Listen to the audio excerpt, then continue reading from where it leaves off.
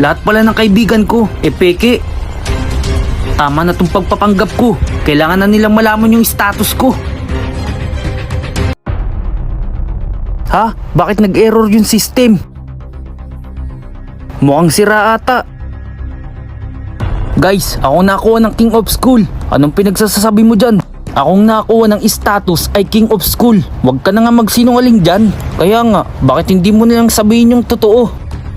Guys, akong nakuha ng original King of School at hindi si Jason. Anong pinagsasabi mo sa kanila? Siguro naiinggit ka no. Nasa ng proof mo ha? Ilabas mo.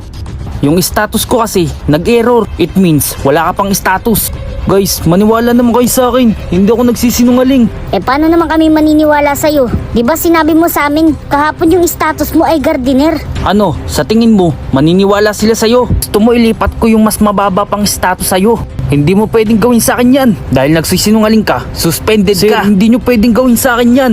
Ako ang King of School. Wala na akong magagawa dahil utos yan ng medical director. Pero Sir, dahil ako naman ang King of School, hayaan mong alamin ko kung ano ang status ni Jan. O siya, pagbibigyan kita Jana.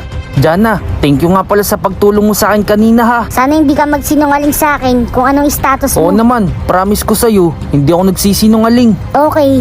Hoy Gardiner, pwede bang layuan mo si Jana? Hoy, wag mo nga akong kausapin ng ganyan. Di ba ban ka pang lumapit sa akin at kausapin ako? Teka, ako naman ang King of School ah. Ba't hindi kita kausapin? Natusan ako ni Sir para alamin kung anong status ni Jan. Paano ba kasi maayos tong system?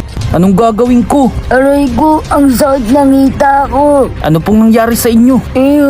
Nadulas kasi ako. Saglit lang po ha, may kukunin lang ako.